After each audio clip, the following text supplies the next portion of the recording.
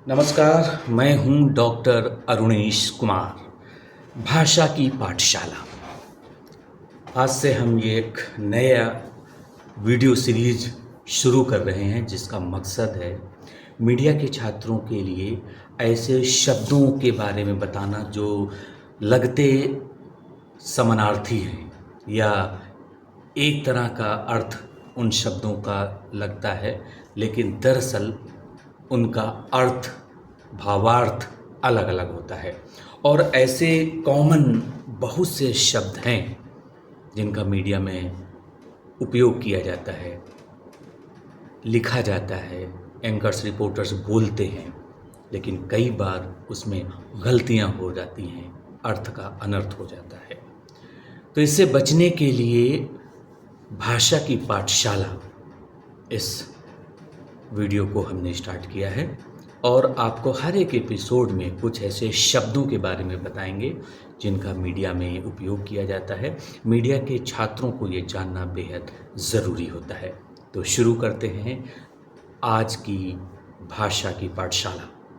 और आज सबसे पहले मैं दो शब्दों को बता रहा हूँ। पहला है कार्रवाई और दूसरा है कार्यवाही। इन शब्दों को लिखते कैसे हैं, इनका अर्थ क्या है और मीडिया में किस तरह से इन शब्दों का प्रयोग किया जाना चाहिए, इसके बारे में बताते हैं। तो सबसे पहले मैं आपको बताता हूँ कि इसको लिखते कैसे हैं। पहला है कार्रवाई और दूसरा है कार्यवाही। पहले शब्द की अंग्रेजी होती है एक्शन, कि पुलिस ने आरोपियों पर कार्रवाई की और इतने लोगों को गिरफ्तार किया या फिर पूछताछ के लिए हिरासत में लिया। और कार्रवाई और कार्यवाही, इन दोनों शब्दों में मूलभूत अंतर ये है कि कार्रवाई पर कोई ना कोई एक्शन होता है, आपको अरेस्ट किया जाता है, ईडी कार्रवाई करती है, सीबीआई कार्रवाई करती है, यहाँ तक कि अगर आपने कुछ गलत किया है तो आपके अनुशासनात्मक कार्रवाई होती है। आप स्कूल कॉलेज में पढ़ते हैं, अगर आपने कोई नियम को तोड़ा है या कुछ भी गलत किया है तो आपको 1 वीक के लिए क्लासेस से सस्पेंशन की कार्रवाई होती है, यानी आप क्लास अटेंड नहीं कर सकते हैं। या अटेंडेंस कम हो गई, बेहद कम अटेंडेंस है तो आपको एग्ज़ाम पर बैठने की परमिशन नहीं दी जाएगी, वो भी एक तरह से कार्रवाई है। और दूसरा जो शब्द है वो कार्यवाही है, जिसका अर्थ होता है प्रोसीडिंग। सुप्रीम कोर्ट में कार्यवाही होती है, किसी भी केस की जो सुनवाई होती है वो एक प्रोसीडिंग में होता है। पार्लियामेंट में भी कार्यवाही होता है, क्योंकि वहाँ लोकसभा और राज्यसभा में जो कुछ भी चल रहा है, हंगामा हो रहा है या कोई बिल पेश किया जा रहा है, वो कार्यवाही है, वो प्रोसीडिंग्स है। राज्यों की विधानसभाओं में भी यही होता है और विधान परिषद में भी यही होता है। इसलिए कार्यवाही शब्द का प्रयोग वहाँ किया जाता है जहाँ पर कोई आधिकारिक तौर पर प्रोसीडिंग का कार्य चल रहा हो और जहाँ पर एक्शन लिया जा रहा हो, कोई दंडात्मक कार्रवाई या अनुशासनात्मक कार्रवाई की जा रही हो, वहाँ पर कार्यवाही शब्द का प्रयोग करते हैं। तो ये पहले ऐसा शब्द है जिसके बारे में हमने आपको बताया। दूसरा मैं आपको बता रहा हूँ शासन और प्रशासन। इसको लिखते कैसे हैं, पहले तो मैं आपको ये बता रहा हूँ। तो जो शासन होता है और प्रशासन होता है, आपको पता है दोनों मिलते जुलते शब्द हैं, दोनों में बहुत अंतर होता है और ये दोनों ही शब्दों का प्रयोग मीडिया में बहुत किया जाता है। ये मैंने लिखा है शासन और प्रशासन। शासन का अर्थ होता है गवर्नेंस, जिस भी पार्टी की राज्य में या केंद्र में सरकार है और इनका शासन 5 वर्षों के लिए होता है। 5 साल बाद सरकार बदल भी सकती है, जनता पर निर्भर करता है, या फिर वही सेम पार्टी की सरकार दोबारा से शासन में आ सकती है। प्रशासन का अर्थ होता है एडमिनिस्ट्रेशन, यानी वो आईएएस अधिकारी, आईपीएस अधिकारी या कर्मचारी जो किसी भी शासन के अंतर्गत काम करते हैं। दूसरा डिफरेंस है कि शासन में जो लोग होते हैं, चाहे वो चीफ मिनिस्टर हो, प्राइम मिनिस्टर हो या कोई भी मिनिस्टर हो, मूलतः वो 5 साल के लिए होते हैं। जबकि प्रशासन में जो अधिकारी होते हैं वो अपने रिटायरमेंट की उम्र तक रहते हैं, यानी 60 साल या 65 साल। तो शासन में 5 साल बाद बदलाव आ सकता है, किसी दूसरी पार्टी की सरकार आ सकती है, जबकि प्रशासन में वही अधिकारी होते हैं। हाँ, ये हो सकता है कि अगर किसी अधिकारी ने कुछ गलत किया तो उसको ट्रांसफ़र कर दिया जाए, या फिर किसी तरह के आरोप लगे हैं भ्रष्टाचार के तो उस पर कार्रवाई करते हुए सरकार उसको सस्पेंड कर दे। या आजकल एक ये भी सिस्टम आ गया है कि वीआरएस दिला दिया जाए, या प्रशासन के अधिकारी खुद ही जॉब छोड़ के अपना कुछ दूसरा काम करने लग जाएंगे, वो एक अलग फैक्टर है।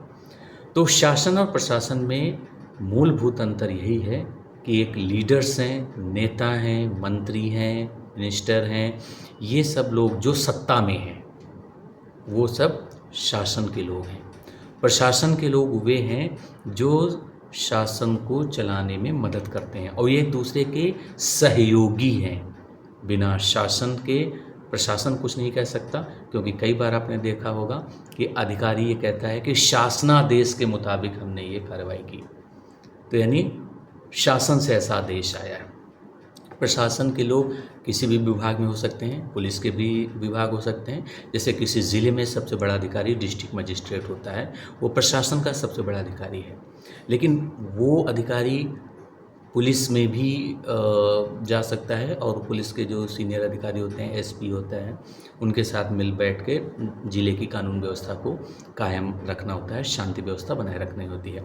वहीं पर अगर हम एकेडमिक्स में आ जाएं तो विश्वविद्यालय का एक अपना प्रशासन होता है, जहाँ पे वाइस चांसलर होते हैं, रजिस्ट्रार होते हैं, प्रोफेसर्स होते हैं और भी कई तरह के टीचिंग और नॉन टीचिंग स्टाफ होते हैं। तो विश्वविद्यालय का प्रशासन हो गया। उसको और हायर लेवल पर अगर देखेंगे तो सारी विश्वविद्यालयों को जो प्रशासनिक आपकी रिपोर्टिंग अथॉरिटी वो यूजीसी है, यूनिफॉर्म जो यूजीसी है आपका, वो सारे विश्वविद्यालयों की जो है प्रशासनिक इकाई की प्रमुख है ना। तो यूनिवर्सिटी ग्रांट कमीशन इसका फुल फॉर्म होता है। ये मैंने उदाहरण इसलिए दिया है क्योंकि प्रशासन अलग अलग विभागों पर डिपेंड करता है। शिक्षा विभाग हो गया, ऐसे राजस्व विभाग हो गया। तो प्रशासन हर जगह है और शासन भी हर जगह है। शासन हर राज्य पे है, केंद्र में है, और फिर उनकी हेल्प के लिए अलग अलग प्रशासनिक अधिकारी हैं और वो अधिकारी किसी भी विभाग से, प्रभाग से या फिर अनुभाग से जुड़े हो सकते हैं।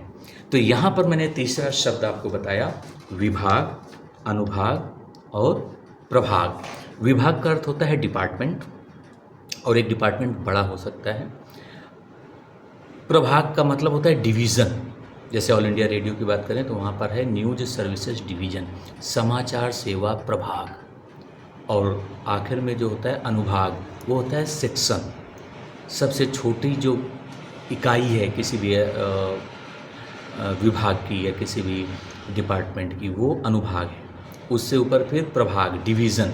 डिपार्टमेंट सबसे बड़ा है, यानी विभाग सबसे बड़ा होता है। जैसे कोई मंत्रालय का उदाहरण लीजिए, सूचना और प्रसारण मंत्रालय, तो उसमें अलग अलग डिपार्टमेंट हैं। प्रसार भारती का अलग है, ऑल इंडिया रेडियो अलग है, दूरदर्शन अलग है, उसी तरीके से पीआईबी अलग है। फिर अलग अलग प्रभाग हो गए, यानी डिवीज़न हो गए। यानी आप न्यूज़ सर्विसेज डिवीज़न हो गया, एक्सटर्नल सर्विसेज डिवीज़न हो गया, और अनुभाग जो उससे भी छोटा सेक्शन होता है। इस तरीके से ये तीनों शब्द एक दूसरे से जुड़े हुए हैं। हम अगले शब्द की अगर बात करें तो उसमें एक आपका ये भी आता है कि किस तरीके से सूचना और अधिसूचना में अंतर होता है। आपको पता है सूचना और समाचार, इन्फॉर्मेशन और न्यूज़, ज़्यादातर लोग एक दूसरे को मिक्स कर देते हैं। ऐसा नहीं है, दोनों में मूलभूत अंतर भी है। तो सूचना जनरल इन्फॉर्मेशन हो सकती है और हर सूचना समाचार नहीं होती है, लेकिन समाचारों में कोई ना कोई सूचना अवश्य होती है।